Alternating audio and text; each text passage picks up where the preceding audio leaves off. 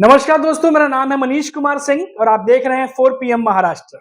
दोस्तों, आपको पता है कि 23 नवंबर को महाराष्ट्र में रिजल्ट आने के बाद से लगातार ईवीएम को लेकर के विपक्ष सवाल खड़े कर रहा है और ये सवाल एक के बाद एक तमाम एनडीए गठबंधन के जो नेता हैं, अलग-अलग नेता, वो सामने लेकर के आ रहे हैं।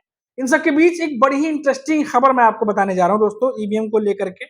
और ये खबर जो है वो भास्कर में, दैनिक भास्कर में छपी है और मैं पढ़ रहा था, बड़ी ही अ, अलग सी खबर लगी तो लगा कि आप तक इस खबर को पहुंचानी चाहिए। बैलेट से वोटिंग जो है वो कैंसिल की गई। गांव वालों को ईवीएम पर शक था और साबित करने के लिए मॉक वोटिंग रखी, मॉक वोटिंग। और निषेध कानून के सख्ती के आगे, पुलिस की सख्ती के आगे, प्रशासन की सख्ती के आगे इसे कैंसिल करना पड़ा। पूरा मामला क्या है मैं आपको बताता हूं। क्यों गांव वालों ने ये मॉक वोटिंग रखी थी, क्या था इसके अंदर, कैसे गांव वाले इसमें पार्टिसिपेट करने वाले थे, पुलिस ने क्या किया वहां पहुंचकर, वो तमाम बातें हम आपको अब बताने जा रहे हैं। देखिए, जो खबर है दोस्तों, ये है महाराष्ट्र के सोलापुर में मार्करवाड़ी गांव में मंगलवार को बैलेट पेपर पर डमी वोटिंग होनी थी। डमी वोटिंग का कार्यक्रम जो रखा था, लेकिन प्रशासन की सख्ती और पुलिस के दखल के बाद इसे कैंसिल कर दिया गया। हालांकि गांव में कुछ लोगों ने बैलेट पेपर से वोटिंग की पूरी तैयारी कर ली थी। सुबह 8 बजे से वोटिंग होनी थी, लेकिन पुलिस और प्रशासन ने इसे जाकर के रोक दिया। वो देखना चाह रहे थे इस मॉक जो वोटिंग है, इस वोटिंग के जरिए कि आखिर ये वोटिंग वैसे ही पड़ती है जैसा चुनाव में रिजल्ट आया है, या इसमें कुछ अलग देखने को मिलता है। कुछ इस तरह की एनालिसिस, गणित कुछ बैठाने की कोशिश कर रहे थे। कुछ लोग जो जबरन वोटिंग के लिए गए, उन्हें भी पुलिस ने हिरासत में ले लिया। गांव में 5 दिसंबर तक धारा 163 के तहत 5 से ज्यादा लोगों के इकट्ठा होने पर अब रोक भी लगा दी गई है।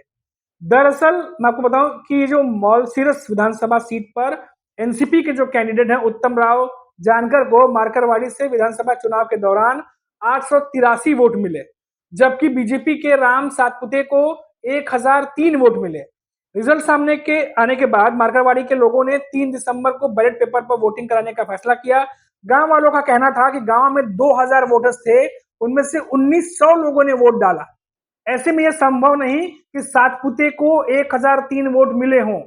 उन्हें ईवीएम पर भरोसा नहीं, इसीलिए बैलेट पेपर से रीपोलिंग कराई जाए। ये तमाम जो डिमांड थी वहां से उठ रही थी लगातार, और दोनों के नंबर्स टैली करने जो है वो तय होना था कि टैली करना था कि कैसे क्या नंबर निकल के आते हैं, और ईवीएम से वोट जो है वो मैनेज नहीं हुए थे। ये तमाम बातें जो है वहां से चेक की जा रही थी, लेकिन क्योंकि प्रशासन ने परमिशन नहीं दी और उसके बाद कोशिश की गई, तो पुलिस और प्रशासन की सख्ती के आगे ये तमाम जो चीजें थी उसको कैंसिल करना पड़ा। तो ये बड़ी इंटरेस्टिंग खबर जो है दोस्तों निकल कर सामने आई है कि किस तरीके से गांव में खुद जो है उसको वोट कराने की बात कही गई, और तमाम अब इसको जो मॉक वोटिंग थी, एक तरीके से कर लिया, डमी वोटिंग थी कह लीजिए, जो शब्द हम पढ़ रहे हैं, जो बता रहे हैं आपको ये खबर, अब उसको जो है वो रोक दिया गया है। अब देखिए, इसमें दोस्तों बात ऐसी है कि एनडीए गठबंधन जो है वो लगातार चुनाव आयोग को शिकायत दर्ज करा रहा था। संजय राउत से लेकर के शरद पवार की एनसीपी के तमाम नेता, कांग्रेस के नेता लगातार सवाल खड़े कर रहे थे।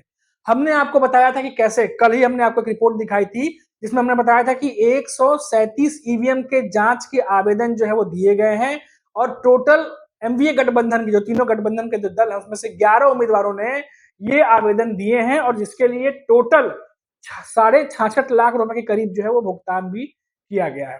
अब कहा जा रहा है कि जो अधिकारी हैं, जो बैलेट पेपर के जानकार हैं और जो ईवीएम के जो अधिकारी हैं, उनकी मौजूदगी में और 5% तक की काउंटिंग जो है वो की जाएगी, शायद टैली करेंगे, और जो मैनिपुलेटर जो उसके बटन होते हैं उसकी भी कुछ जांच की जाएगी। ये तमाम बातें जो है वो सामने आ रही हैं, लेकिन ये कब होगी, इसके बाद प्रोसेस क्या होगा, कैसे जो है जो सवाल उठ रहे हैं उसके जवाब दिए जाएंगे, तमाम बातें अब देखने वाली होगी। लेकिन वहीं देखिए, लेटर भी एक कांग्रेस की तरफ से लिखा गया था चुनाव आयोग, और आज जो है वो 3 दिसंबर को जो है इस पर आज मंत्रिमंडल जो है वो मिलने भी वाला है। सबकी नजर है कि आखिर क्या बात होगी, क्या कुछ निकलेगा निष्कर्ष, उस पर भी हमारी नजर रहेगी। लेकिन दोस्तों, ये जो ईवीएम को लेकर सवाल उठ रहे हैं, ये महाराष्ट्र में थम नहीं रहे, बल्कि दिन ब दिन बढ़ते चले जा रहे हैं। और ऐसे में जो सवाल है, अगर उनका सही सही पारदर्शिता के साथ, ट्रांसपेरेंसी के साथ जवाब नहीं दिया जाता, तो ये सवाल बढ़ते जाएंगे। तो अब जरूरत है कि जो ईवीएम को लेकर सवाल उठ रहे हैं उनका जवाब दिया जाए। वैसे मैं कुछ खबर भी पढ़ रहा था दोस्तों कि कुछ यूरोप के कंट्रीज हैं, बांग्लादेश है, जापान है, और शायद नीदरलैंड या कुछ इस तरह से कुछ कंट्रीज है जहां पर ईवीएम को लेके रोक है।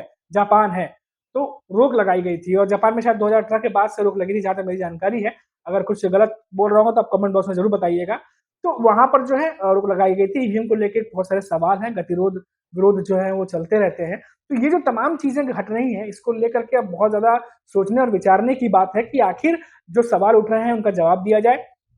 और जिस तरीके से विपक्ष डाटा के साथ में या नंबर्स के साथ में जो सवाल पूछ रहा है, उसका जवाब जो है वो चुनाव आयोग और या फिर जो महाराष्ट्र में जो अधिकारी हैं उनके द्वारा दिया जाए। क्योंकि देखिए, लगातार अगर सवाल उठते हैं दोस्तों, तो जनता के बीच में ये सवाल घूमते रहते हैं।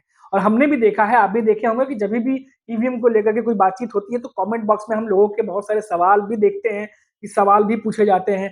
तो लोगों के सामने भी एक परसेप्शन बनता है और आने वाले समय में बहुत सारे चुनाव होने हैं और ऐसे में लोगों के सामने ये परसेप्शन बनना कि ईवीएम से जो है वो गड़बड़ी की जा सकती है, ये बहुत ही ज्यादा गलत होगा। तो ऐसे में एक साफ सुथरा चुनाव हो, लोगों में भरोसा हो, लोग भरोसा करें, ये सवाल उठ रहे हैं, ये सवाल ना उठे और पारदर्शिता का चुनाव हो, इसके लिए बहुत ज्यादा जरूरी है जो सवाल उठ रहे हैं उसका जवाब दिया जाए, ताकि विपक्ष के साथ साथ जनता के बीच भी एक सही मैसेज जाए। तो अब देखना होगा कि आने वाले समय में क्या कुछ इस पर होता है, क्योंकि ये बड़ी ही दिलचस्प खबर थी दोस्तों जो मैंने आपको बताई महाराष्ट्र से, जहां पर खुद गांव वालों ने और वहां के लोगों ने जो है वो मॉक वोटिंग जो कह सकते हैं, डमी वोटिंग जो है वो तैयार की थी। क्योंकि 2000 वोटर्स हैं, उसमें जिस तरीके से वोटिंग का डिस्ट्रीब्यूशन हुआ है कैंडिडेट्स के बीच में, उसको लेकर गांव वालों को डाउट था और ईवीएम को लेकर सवाल जो है वो लगातार खड़े तो हो ही रहे हैं। लेकिन ठीक है, अभी प्रशासन वहां पर सख्ती से निपटा है, कैंसिल करा दिया, पुलिस वहां मौजूद है, तमाम चीजें अभी हो रही हैं। और देखते हैं कि आने वाले समय में, क्योंकि हमारी नजर खासतौर पर अब चुनाव आयोग के ऊपर है और अधिकारियों के ऊपर जो आवेदन दिए गए हैं जांच के, उसके ऊपर है कि लीगल प्रोसेस के साथ में जब जांच आगे बढ़ेगा तो क्या कुछ निकलकर सामने आएगा। तो दोस्तों, ये इंपॉर्टेंट खबर थी जो हमने आप तक पहुंचाई। फिलहाल अभी के लिए इतना ही, फिर लौटेंगे तो बात करेंगे किसी बड़ी खबर पर, किसी बड़े मुद्दे पर। तब तक के लिए आप देखते रहिए 4 PM महाराष्ट्र। नमस्कार।